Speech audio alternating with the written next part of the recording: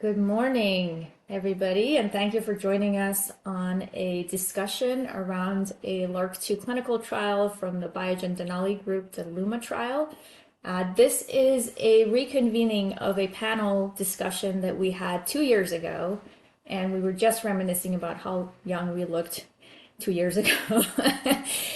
So if you have questions about LRRK2 in general, please view that. I can share a little screenshot with a UPC with a thing you can scan just to view that video. But we're going to focus pretty strictly on the clinical trial this time. And I can give just a very brief introduction of our panel members by saying that they're all experts in LRRK2, and I like all of them, and they're all amazing individuals who have contributed immensely to our understanding of LRRK2 and its potential as a disease modifier for Parkinson's disease. So I will not go through everybody's accolades, but we'll just very briefly mention the names and associations. So we have Dr. Dario Alessi from University of Dundee. Hi, Dario. Hello there. We have Dr. Shalini Padmanabhan from Michael J. Fox Foundation. Hi, Shalini. Hey. We have Dr. Andy West from Duke. Hi, Andy. Good morning. And we have Dr. Matt Fell, who was previously at Merck working on LRRK2 and is now at AbbVie. Hi, Matt. Hi, morning, everyone. Okay, I will give everybody just a very brief overview of the LUMA trial, and then we will dive right in. If you have questions, audience members, please feel free to drop them into the chat. You can also raise your hands. We plan on going through in sort of a logical fashion of discussing the target, the molecule, the patients, the endpoints, and biomarkers, and so on. Okay, so I will share my screen very briefly, and then we'll come back to the panel. This is the previous panel.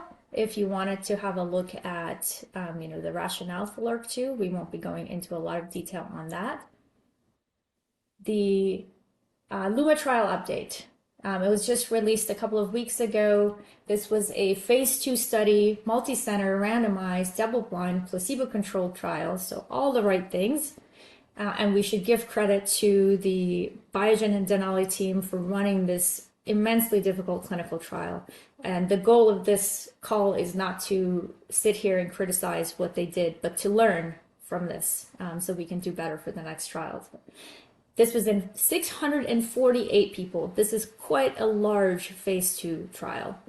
And they had early stage Parkinson's disease, so diagnosed within 2 years of starting the study, which again is not an easy feat. So I think these are things that the companies did really well in recruiting.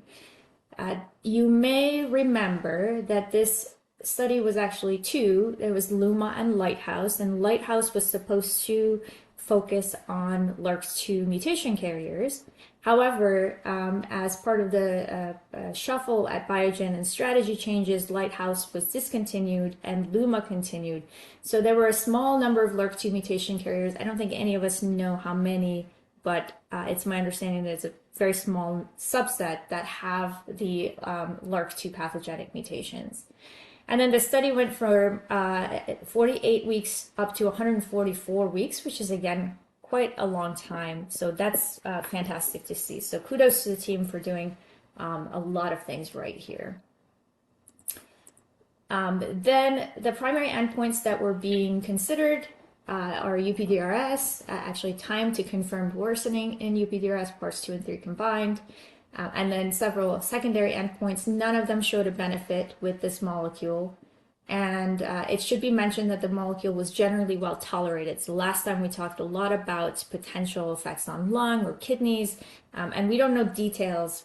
The full data set hasn't been released, so we don't know details, but it was generally well tolerated, which is, again, good news for LRRK2. Bad news for LRRK2, of course, is that it did not show a benefit in efficacy in modifying the disease. So they also used exploratory biomarkers, which is fantastic. We always want to have biomarkers that tell us if the target is being engaged properly in both in the periphery and the CNS.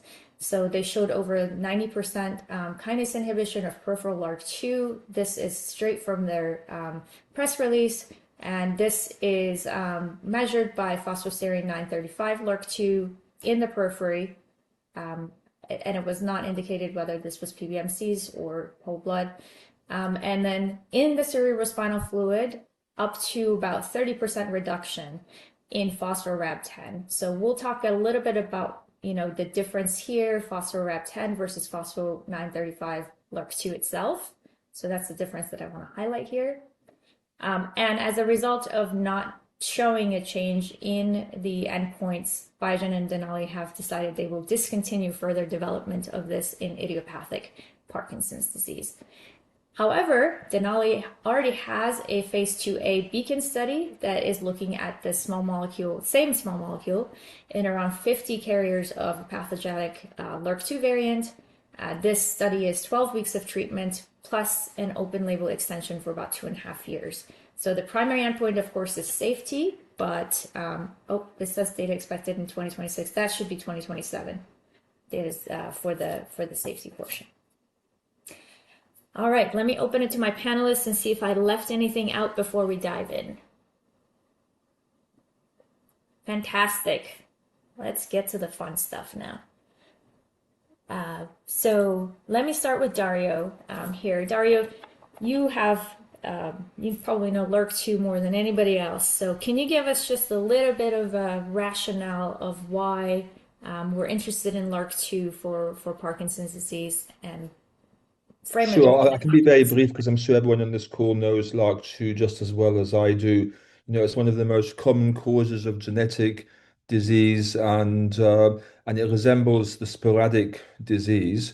And there's also evidence that there's activation of the LRRK2 pathway in idiopathic PD, so it could be a driver for the more common form of the disease.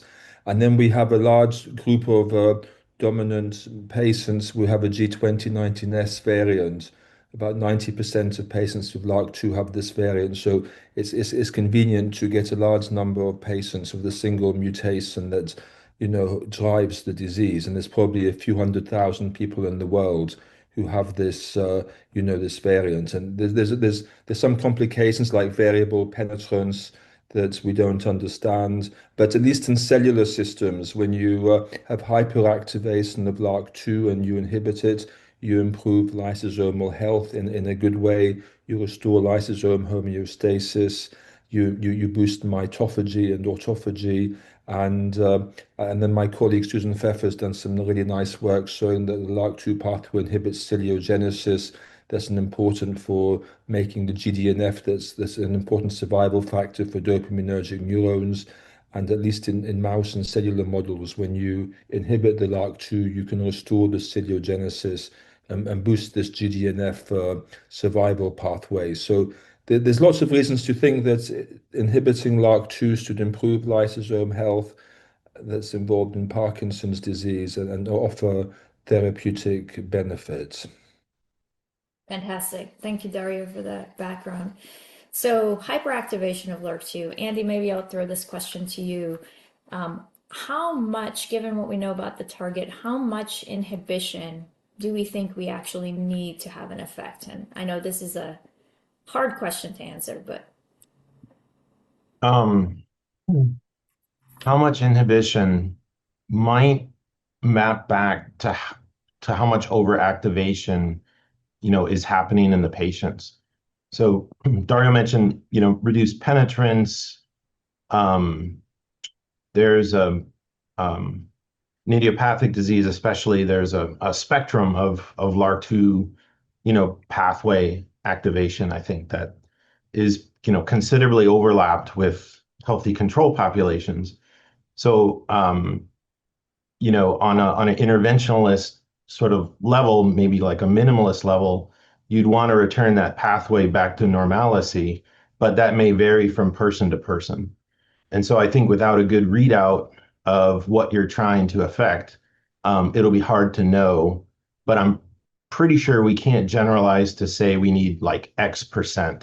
I think the idea would be to return the pathway to normal. I mean, LRRK2 doesn't exist to give one Parkinson's disease, and it's linked to a lot of other inflammation disorders in different ways that may or may not have important overlaps in the context of inhibition. But I think that question remains to be determined, but I think it should be patient biomarker guided. So, with that, then I'll open this up to all the panelists here, whoever wants to chime in. This particular molecule showed around a 30% reduction of phospho-Rab10 in the CSF and over 90% reduction of phosphoserine 935 LRRK2 in the periphery. Let's talk about that. Do we think that that's a sufficient level of inhibition in the CNS? Certainly, I think the peripheral, we can probably all agree, is quite robust. But is the 30% sufficient in the CNS? Yeah, I mean, maybe if I can just say a few words, Spring. I think we have to be careful that we don't understand very well what the relationship is between LRRK2 inhibition in the brain and the amount of RAB10, phospho-RAB10 that you see in the CSF. To my knowledge, no one's done an experiment to really look at that, and we don't even know why there's any phospho-RAB10 in the CSF. Also, in the brain, there's very little phospho-Rab10 because it's a very high level of a phosphatase called PPM1H that dephosphorylates Rab10. So you really have to look at Rab12, which is at least in brain tissue, you really see virtually no phospho-Rab10. And so I think it's very tricky to know what the 30% means. It could mean that that's the maximal effect you see when you inhibit 100% of LRRK2, or it could be there could be a very strict proportionality between LRRK2 inhibition and the levels of phospho-Rab10. Arvinas have reported in their PROTAC study that they can see a 50% reduction in LRRK2 levels, but they don't report the phospho-Rab10 to my knowledge. So we don't have that. It'd be very interesting to know what the Arvinas data would be for the phospho-Rab10. But I think more work is needed. I think there is a study which people have looked at LRRK2 knockout rats where they claim that they can still see some phospho-Rab10 in the CSF, which, if that was true, that could indicate there could be other kinases that could phosphorylate Rab10, and that would even confuse things even further. So I think we don't know basically. That's a big question because talking with some experts, I'm told that many clinical trials fail because you don't achieve sufficient target engagement, in the central nervous system, and so we don't know whether the failure is due to insufficient target engagement or not. And I think that's the problem. And also with the peripheral effect, yeah, that's obviously 90% with 935 obviously a nice headline figure. I would love to see what the data is for RAB10 because RAB10 is the key activity reporter of the enzyme. 935 reflects on the conformation of the enzyme, and it does suggest that it is being significantly inhibited, but we don't know how that translates into the RAB10 phosphorylation. So, but I suppose it's the effect on the brain that's the critical thing, and I'm not sure we have the data from for that. Yeah, thanks, Dario, for that. And we thought it was a bit strange that it was, reported for RAB10 for one matrix and LRRK2 for the other matrix. It would definitely Yes, be nice to see the same biomarker. I'm And sure the so, data will come out. I'm sure the data yes. hopefully will emerge, and we will learn from that. Yep, absolutely.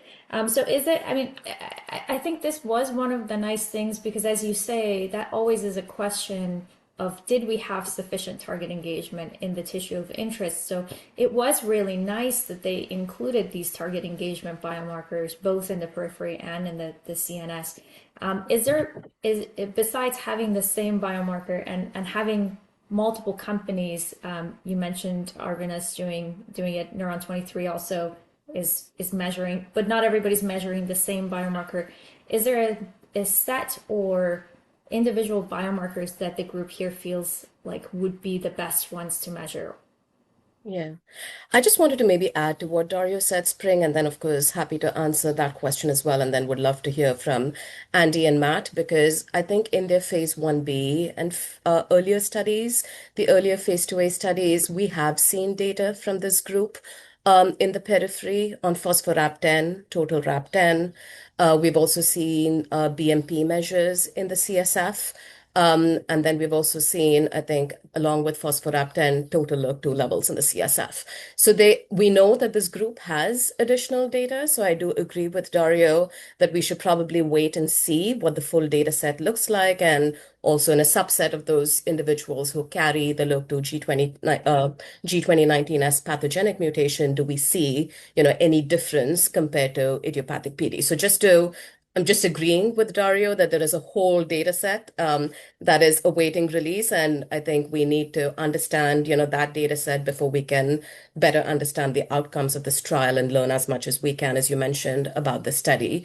In terms of biomarkers, I think at this point, the field is pretty comfortable that where possible, we should try and get at least assessments of total LRRK2 because we have tried a lot to detect phospho-LRRK2 in the CSF, and it has been super challenging.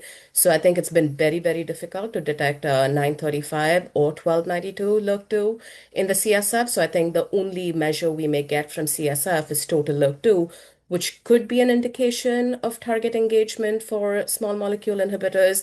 It depends on the type of small molecule inhibitors, and this is where maybe Matt and Andy can chime in as well. But I think there's consensus now that we should look at phospho-RAP10, total RAP10, phospho-RAP12, and total RAP12. And I think, unfortunately, these assays haven't been successful in the past when we've tried to make it.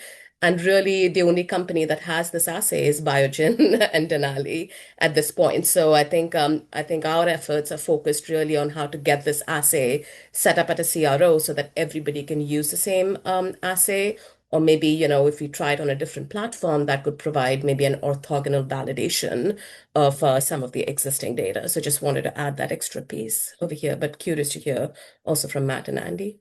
Yeah, and if I can interrupt, thank you, Shalini, for that. And actually, Omar from Biogen, who I think we all know, and who was the lead author on a lot of these biomarker manuscripts that came out that were also really nice, just also commented and echoed what you were saying, that there's no phosphoserine 35 LRRK2 assay that works well in CSF.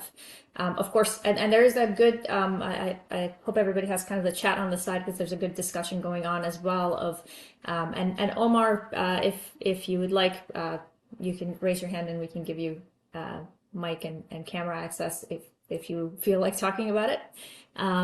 The next question was, how about PRAP10 in plasma? And I think, Shalini, as you said, some of that data will be coming, but if anybody wants to share anything ahead of time, please feel free to do so. Anybody else want to comment on what Shalini just mentioned? I was just going to say, I mean, I agree with everything that Dario and Shalini have said. I think this is a fundamental question, right? Is to understand what level of CNS target engagement was really achieved in this study. Now, with that said, DNL151 is probably the one molecule there's the least amount of preclinical data that's been shared, but in the past, Denali and Biogen have done a great job in publishing data, and so we've seen the other molecules that they put forward have been very brain penetrant. We have some CSF to plasma ratios here for the molecule for DNL151, so it looks like it has good brain penetration, but of course the devil's going to be in the details about what level were they actually able to achieve in the CNS, and I think that's part of the challenge. So I would love to see if there is data from the preclinical species, right to Dario's point, how does that CSF change in phospho-RAP10 map on to changes in other measures of LRRK2 kinase activity in the brain? Because maybe that 30% is sort of the maximal level that you can achieve, and therefore it's been a robust test of the hypothesis. But I think that's where we need that preclinical to clinical translational piece to actually determine whether or not the target's really been fully engaged. So I'm not sort of super concerned by having a 30% number on phospho-RAP10 because I don't necessarily know what that means right now. Right. Given the other parameters of the compound, where it does look very brain penetrant, you are achieving high levels of target engagement in the periphery. Yep. Yeah, that's fair. I think this is, we're all waiting for the data, and we can stop speculating, but this is definitely a question that shouldn't be fuzzy, right? We want to know, did we have sufficient target engagement in the brain, or which basically says, was the hypothesis correctly tested or not? That's a really important question. And as much as we may want to say, well, some biomarkers may be better than others, like definitively kind of having a yes or no binary answer on that is what the companies ultimately need to do to make the decision of, do we do another, LRRK2 trial? So we'll wait for that data and see. And then of course there are other, maybe I'll just very quickly share this slide of other approaches that are in the clinic at the moment, and I've only put in the clinical trials here. So we have this Biogen Denali trial that we just talked about. The next one up is Neuron 23's LRRK, which is also in phase 2. And these, there are a couple of primary differences here that I just wanted to highlight. One is that these are LRRK2 driven PD, and I say LRRK2 driven, they're not all LRRK2 mutation carriers. Some of them are, they have increased LRRK2 activity as measured by these biomarkers, and they're also using a digital biomarker instead of using UPDRS as their primary, which I think is quite interesting. They're still using UPDRS, of course, as a secondary measure. And then we talked about the Denali Beacon study, which is in 2A. The ASOs, I believe that study was also completed, and they saw, quite a bit of reduction of LRRK2. It was set up 59% CSF LRRK2 reduction, and up to, I don't know how to interpret this, up to 50% CSF PRAB reduction. So, we're talking about 30%. Is that maximal? Again, I don't know what this up to 50% is. Would be nice to have all of the data side by side. So please, Biogen, if you can, release the data so we may learn from these trials. And then Arvinas, a couple of people already mentioned, this is a PROTAC approach. So of course we're seeing reduction, and they also said around 50% reduction of LRRK2 in CSF. This was in their phase 1. I believe the 1B is ongoing. And there's another small molecule that's earlier in phase 1 as well. So it would be good to see what the differentiations of these other approaches are. So just putting these on the radar for everybody.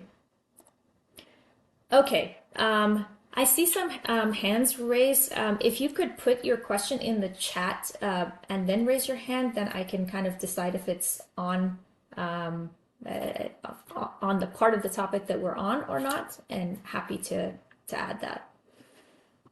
Okay, so biomarkers. Matt, I had this question for you, but we just talked about the Neuron 23. Do we think these target engagement biomarkers might actually help us stratify the idiopathic patient population? That's a great question. I mean, I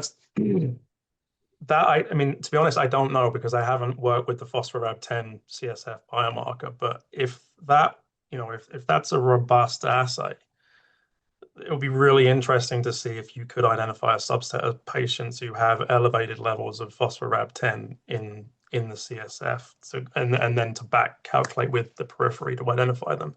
So I think everyone would probably agree that having elevated levels of LRRK2 kinase activity, those are the patients who are most likely to see benefit from these therapeutics.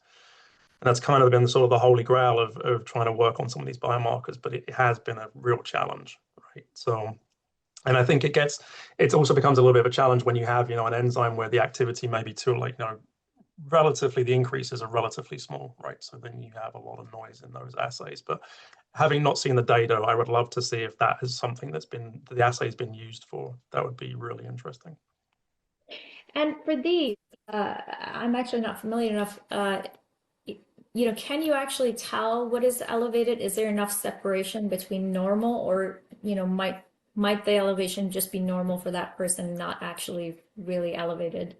Well, and that's a fundamental question, right? So I think once you have an assay that you believe has, sensitivity in a dynamic range, then you can go to Fox or wherever, right, with PPMI samples, and then you can look. Can you compare idiopathic versus Right. LRRK2 G29 test mutation carriers? Can you identify if there is a difference? How robust is it? And then can you tease out, is there a subset of idiopathic patients that also have elevations, and what demographics might separate them out too? I Yep. mean, one could start with patients who have the I1441G or Y1699C who have very high Yeah. levels of phospho-Rab10 that you can see in the periphery very easily. And to see whether, if you took CSF from that smaller group of patients, whether or not you saw increased Rab10. That would be a very interesting experiment, actually. I mean, maybe with the work that's being done through Light at the moment, it's another Michael J. Fox Foundation collab effort. That might be feasible to do that. That's a good suggestion. Maybe we should look into that, Shalini. Yeah, I think we will have the Yeah. samples and the ability to do that. But Spring, the other thing that we've also been thinking about is, I know PPMI came up, which is a natural history study where we've been following individuals over time now for 10 to 15 years, and a subset of those individuals have the LRRK2 pathogenic mutation. So one of the things that we've been doing in collaboration with the GP2 study, so this is Andy Cornelis and others in that study, is we're trying to take all of the biological data in PPMI that we have for, the 2,000, 3,000 plus individuals, and we're trying to feed all of that biological data and trying to see what does that data look like in a LRRK2 G2019S population, and can we use that signature to then extrapolate it to the idiopathic PD population to see if there's a subset that's showing, similar biology, even though we don't have the kinase activity readout. And so that I think we should have information in the next month or so, but that will tell us. This is like the Neuron 23 like, but it extends beyond the genetic signature that they're using and goes into biological signatures now that we have so much data. So I think that's going to be really exciting because it's going to reveal, potentially other downstream biomarkers beyond kinase activity that may be telling of what the pathogenic mutation is doing in these individuals. So I'm excited to see that data and to see if it's really 20 to 30% lesser or higher, because that could have huge implications for future clinical trials. Yeah, agreed. And these studies that you guys just mentioned, I think would be incredibly valuable. The biomarkers are, we are getting into the age where biomarkers should really inform us much more than they have in the past. And on that note too, I'll just extend the biomarker question, Shalini. Maybe this would be a good one for you, to biomarkers just for PD. I know obviously there's not a good blood biomarker for PD progression. We have the alpha-synuclein seed amplification assay, but then the relationship between synuclein and LRRK2 has also not been that simple. Not all the LRRK2 mutation carriers are seed positive. So any thoughts on use of biomarkers to kind of help us detect whether we're actually moving the needle on efficacy earlier than something like UPDRS? Yeah, I think unfortunately, currently UPDRS may be our best measure for efficacy. But I think the synuclein seed amplification assay that you brought up, of course, as you know, is a very qualitative and binary assay. So it's a yes/no assay. It's not a quantitative assay. So unless it becomes quantitative, I don't think, and we validated in natural history study, it's not going to be an efficacy marker for now, right? And it's really used as a research tool to understand heterogeneity in Parkinson's disease. Other than that, of course, there are other markers that are being looked at, but I think nothing is really, at least in terms of molecular biofluid biomarkers, nothing's really rising to the top at this point.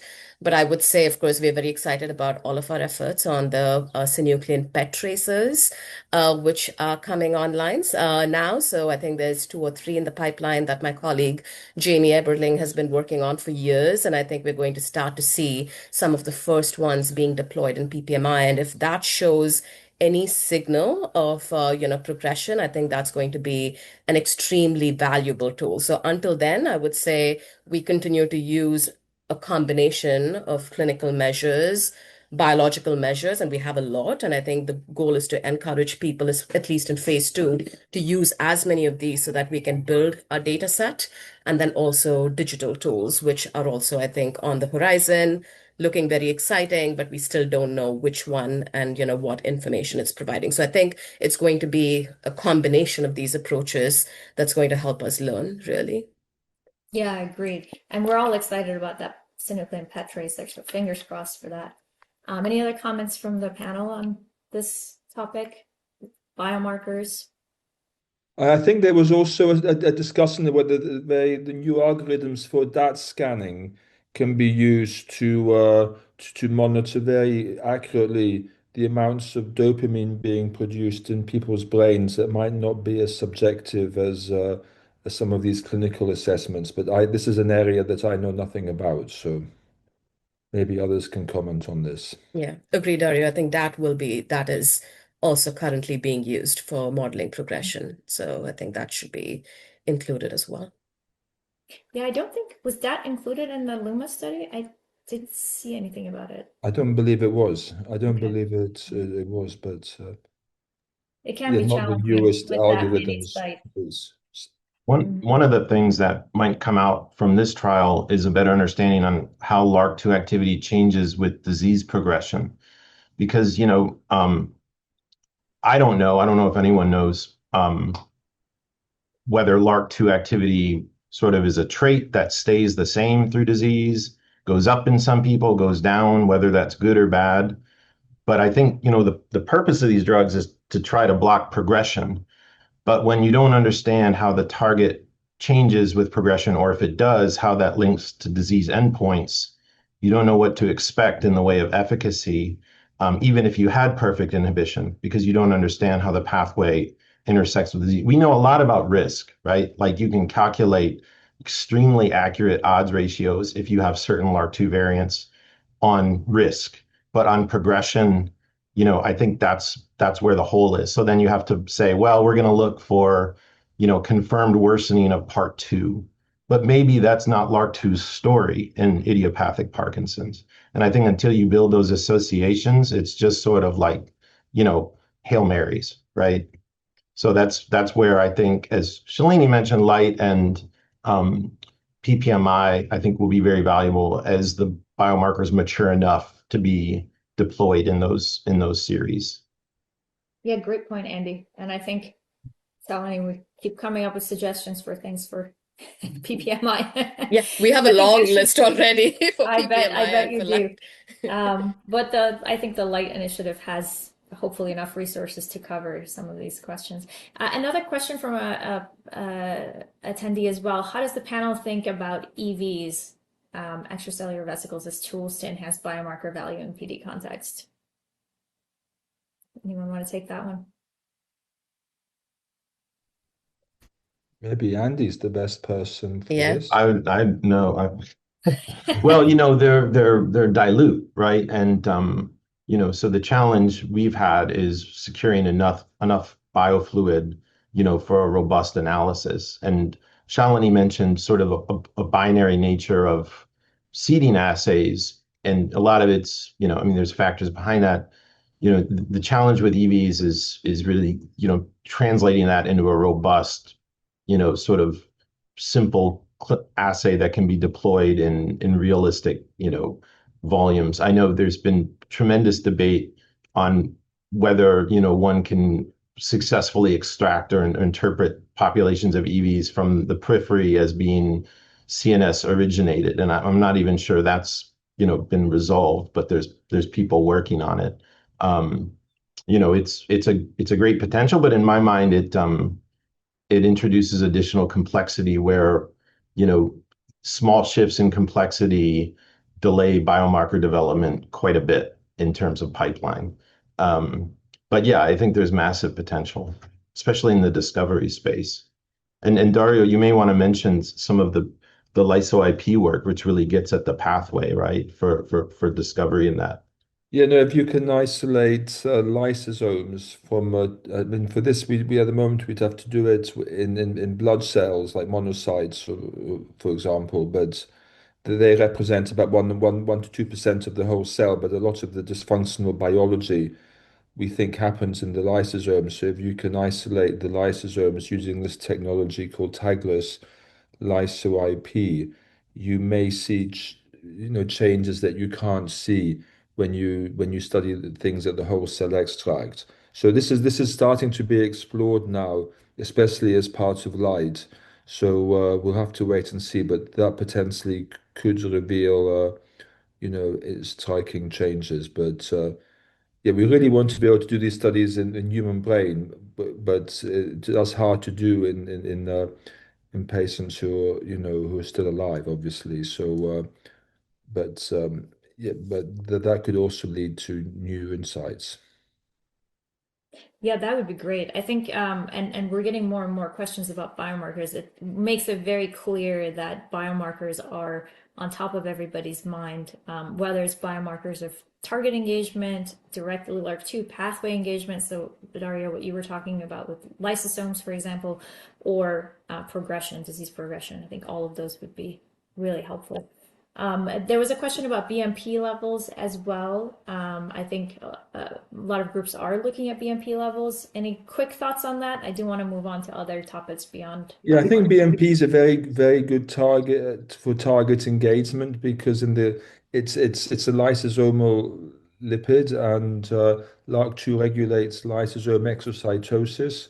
So when you inhibit LRRK2, you block this lysosome exocytosis, so you block the release of BMP, and therefore you can see a rapid plummetation of the BMP levels in the urine.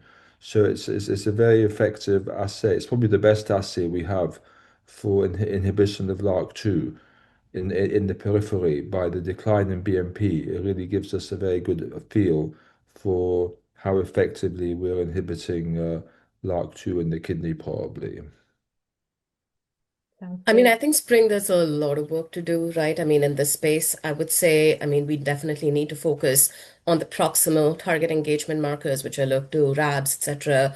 We need good pathway markers, which are the lysosomal kind of proteins, BMPs, and then we need we need, linking markers to their neurodegeneration, whether that's nuclein, tau, etc. And I think we need that whole pathway if it's mapped out in preclinical models and also in clinical studies.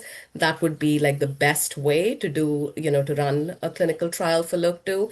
Unfortunately, there are so many gaps and holes in this grid or matrix that we're hoping that we can try and fill through ongoing initiatives. So I think there's a lot more to come, but this is where I see an opportunity for us to also hopefully collaborate with Denali and Biogen and fill that grid so that we can, again, use this data as much as possible as we move ahead with the rest of the pipeline.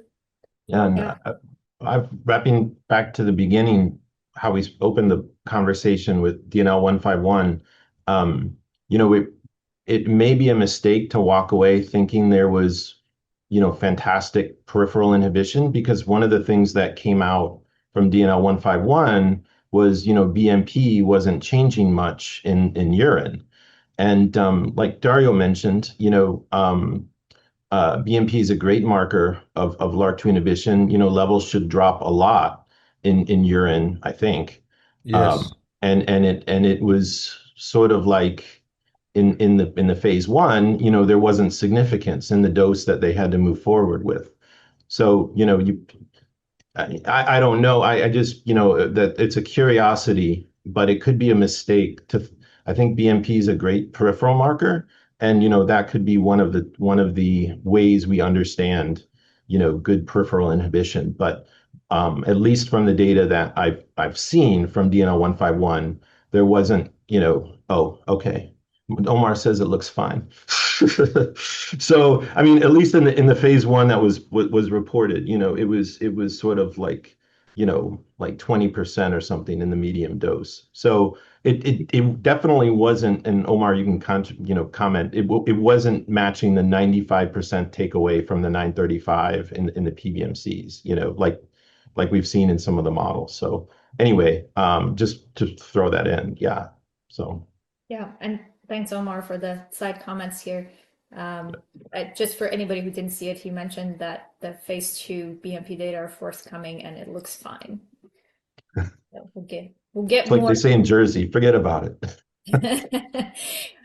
Okay, so I want to run a poll with our audience here because we do actually have a lot of LRRK2 experts in the audience as well. We ran this last time of what do we think for the potential of LRRK2 for idiopathic Parkinson's disease. So I just opened that up. Hopefully the audience members can see that. The panelists can't vote on the poll. It's a Zoom setting, but anybody want to just quickly mention what you think about now that we've seen the results of LUMA with, some 600 idiopathic Parkinson's patients, and we've talked extensively about the target engagement, but what do we think about the potential of LRRK2 inhibition in idiopathic? Let's not talk about LRRK2 PD. We're going to get into that next. I think we need I think we need to wait for the full data set. I think Okay. we've got a lot of I think there's a lot of questions, and I know that Denali and Biogen have been great about sharing that information in the past, and I'm sure they will do. But I think, as we've discussed earlier, there's a lot of questions. So I wouldn't want to rush and say idiopathic is no use for LRRK2 in idiopathic Parkinson's disease. I'd want to see what the full data set is. Talking about, can we really confirm the level of target engagement that the Biogen and Denali think they achieved in the CNS? Do we think that's sufficient? And if that's the conclusion, if we think that we do think we had enough and it's the right patient population, is it early enough? I think these patients were already on L-DOPA, so there's some discussion around, the ability to detect those changes. I think then if the data set comes out and then it looks like it's been a robust test, then I think you probably say, okay, maybe it's not going to be good for idiopathic PD, and that's a shame. But I wouldn't rush to that conclusion yet. I'd want to see the data. Fair enough. Anybody else? I think the scientist in me wants to say a subset of idiopathic PD, and I'm also waiting for the data because I'm hoping that they do have some biomarker pre-specified analysis that can tell us, and answer that question. But that's my opinion. But yeah, but I agree with Matt. I think we need to see the full And data set. having talking to experts who worked on other clinical trials in neurodegeneration, oftentimes the first trials don't work because they don't achieve target engagement, I understand.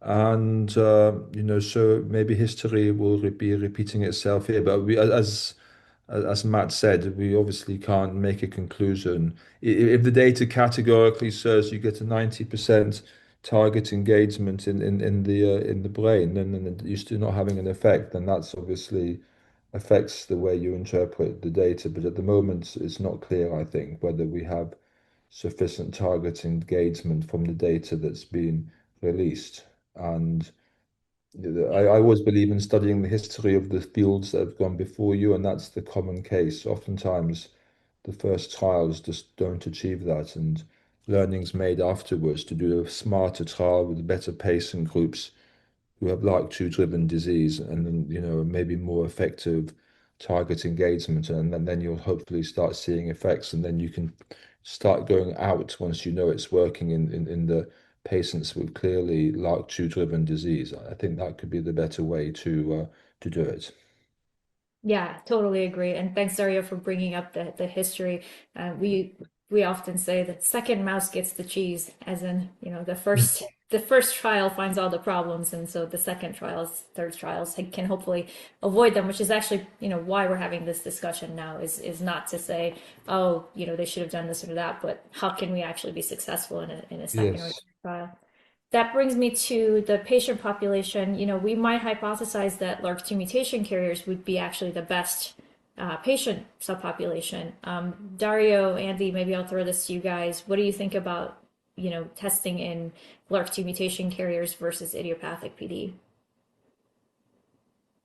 Yeah, no, for if that's possible, which I think it will be, I think the Michael J. Fox Foundation's planning some very smart platform-based trials where I think there's several 100,000 people in the world with G2019S, and if it's possible to do really smart trials with very highly effective therapies, just with those group of patients to start with, I think that's certainly going to be very good. Yes, the question is whether, I mean, I know people are looking for LRRK2-driven disease and idiopathic groups, and I think a lot of this data, the way they're doing it and the methodology is not disclosed, so it's hard to evaluate how robust that is, and are they really enriching just the LRRK2-driven disease. But I think starting with, if you can feasibly, to start with the G2019S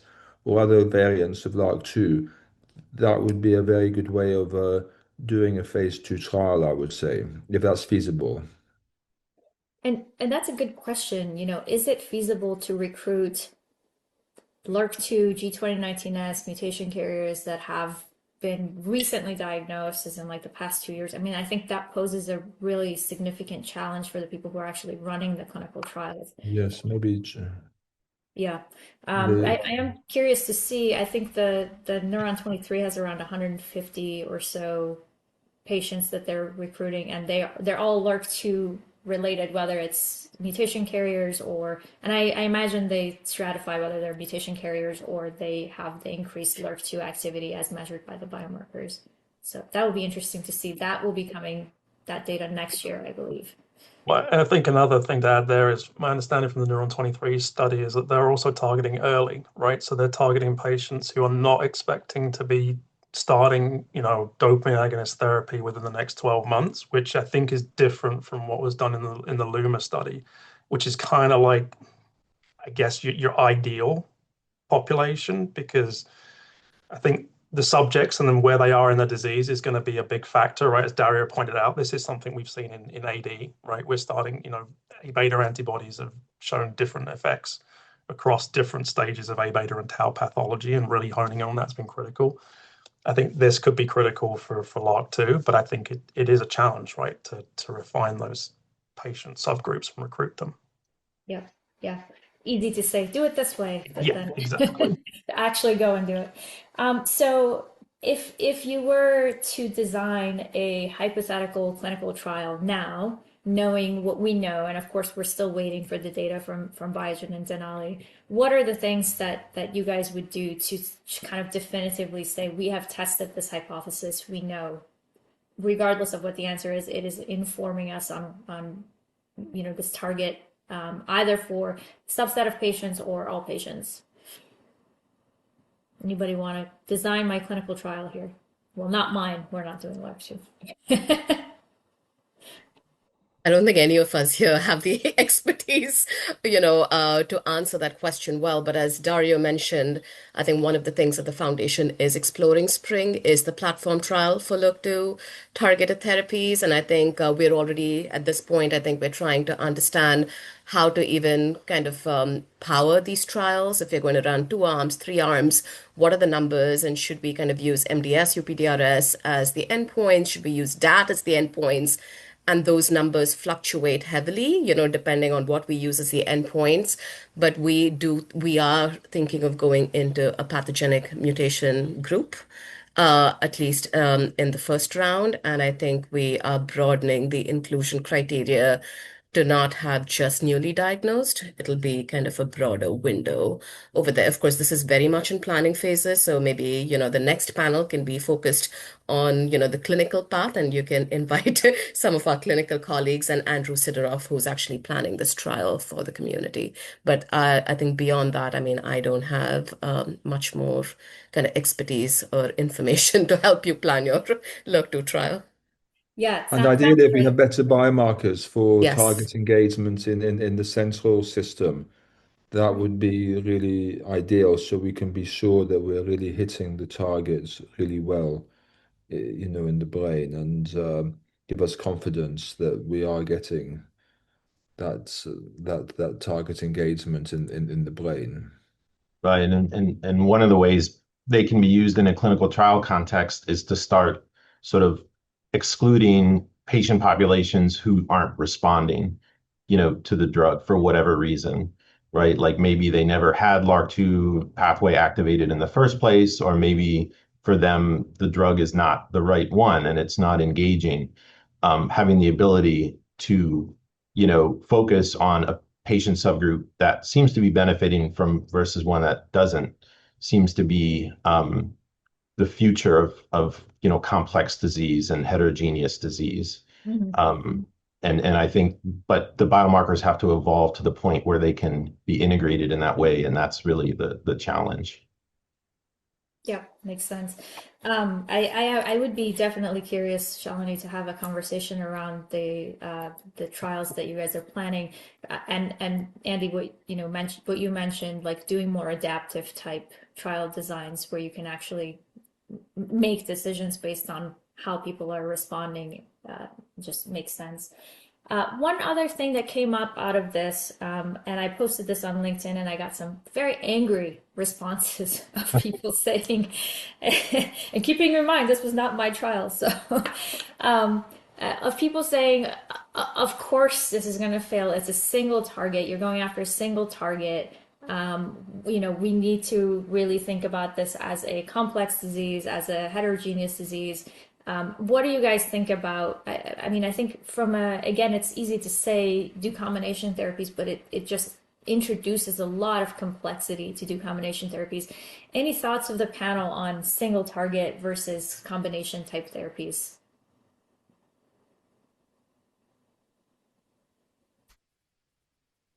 I think it's a very easy thing to say and actually very, very difficult to implement in practicality. Because a lot of the time for combination therapies, you actually need to demonstrate that each agent has an activity by itself before you can do the combination studies. And then it just gets very complicated. So I think it's a very easy thing to say, but it's very difficult to execute on. So to play devil's advocate, Shalini, in the trials that you guys are planning, could you have an arm where the individuals are basically getting everything? And you can, it would have to, of course, be tested for safety, but just all of it, not like Would companies allow, would a company allow their clinical trial compound to be given with different companies' compounds? Great question. I don't know Likely the not. answer to that. Likely not, I think, for most, but if we don't consider the technical, would they allow it? Is that something that scientifically we think we could do? Just give them everything, and then if we see a signal, then we can kind of go back and see which one. Because I think maybe this, patients yeah. have like mitochondrial dysfunction, maybe some of them have increased LRRK2, maybe some of them have more synuclein. So if you hit them with like a triple or quadruple therapy, you would be able to get the heterogeneous, like get everybody kind of moving in the right direction. So I think, Spring, you're bringing us back to, I think we need to do a better job of understanding the biology of people with Parkinson's disease, right? And I think I'm going back to, that precision medicine topic that we are, increasingly talking about now at the foundation. I don't know if you know, but PPMI changed its name from Parkinson's Progression Markers Initiative to Parkinson's Precision Medicine Initiative. And I think understanding kind of disease trajectories, underlying biological signatures in these individuals will actually tell you whether you need, a single target approach or you need a combination approach. So I think we're all trying to get to that question as to whether, we have the right patient at the right time of their disease and can we give them then the right treatments, right? So I feel like I still want to go back to better understanding the biology in people with Parkinson's disease before we jump to the conclusion of single target versus combination target. And I feel like this is an area where I think companies need to work with foundations and need to work with other stakeholders, because I feel like the more and more data we generate, because Andy brought it up really well, because we can kind of take a biomarker and run it in a natural history study, but we will never be able to tell whether that's a good pharmacodynamic biomarker. That can only come from, clinical trials. And so the more we kind of coordinate these activities, I think the better it'll be for the community. So that's my feeling, but Andy and Matt, feel free to chime in. Yeah, I mean, when you say combination, my mind in Parkinson's drifts towards inflammation, because there's lots of example in complex disease where you can take away the stimulus or the cause, but the inflammation is not correcting, right? And so, in Parkinson's, there's a lot of data on a role for inflammation, but it's heterogeneous. Like in our PET trial where we looked at TSPO binding, Parkinson's is higher, but it was really driven by a subset. and they had the inflammation early in disease, and it stayed there, all the way through.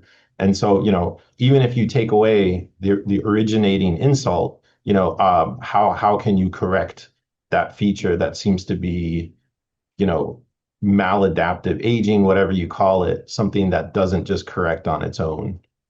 So to me, that might be a ripe opportunity for thinking about combination. Yeah, I mean, I think that's a great one too. Like if you had added a inflammation reducer to the LRRK2 therapy, because as you were saying, if I may just add a very simple analogy, like, okay, if your boat is full of water, you maybe plug the hole, but your boat is still full of water, right? So you may need to do kind of both of those things. By the way, I did just run a quick poll as well, and it's overwhelmingly, which one do you think for idiopathic Parkinson's disease? And at least the attendees here are overwhelmingly for combination therapies. So this was something that was sort of not on my radar really, because I'm like, well, if a single gene can cause the disease, so a single gene has potential certainly to reverse it. And then of course technical challenges with it. But okay, we have just 3 minutes left. I'm gonna open it up to you for any last comments on this. Anyone? I think the only comment, Spring, that I had, which I think we were kind of chatting about before we started the session, was I think we should use these trials to learn as much as possible. And I think clear positive, at least based on the press release, was we didn't see any safety liability concerns, Spring, and you brought it up in your introduction. So I'm hoping that that is, kind of holds true when the full data set is released. And that was such a major concern the first time around when we were chatting 2 years ago. So I take that as a positive sign. I think that's one thing that we've learned, that hitting the periphery hard, right? I mean, is at least not causing any lung related issues. And that I saw when I read that, I felt happy. So just wanted to highlight that for this community as well. I agree. I remember seeing those LRRK2 knockout kidneys and going, oh boy.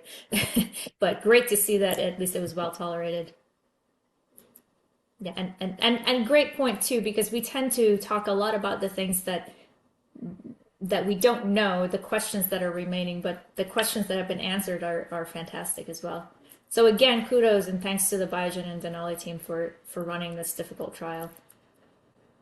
All right, thanks everybody. Any other last second comments, or we can let everybody go? No, I was just going to echo what you said. Congratulations to the Biogen and Denali team. They put a lot of effort into this over the years, and it didn't pan out, and it didn't work for patients in this case. But the field's going to learn a lot, and so they should all be congratulated for what they've done here. The field will advance from this. Yep, I agree. And I'll leave you actually all with, oops, if you can see my screen here. Leave you with a quote from Teddy Roosevelt that talks about how the credit actually belongs to the people who are doing the work. And even if they fail, their place will never be with those cold and timid souls who shall never know either victory nor defeat. So thanks everybody, and till next time. Thank you. Thank you. Thank you. Thanks. Okay, bye-bye.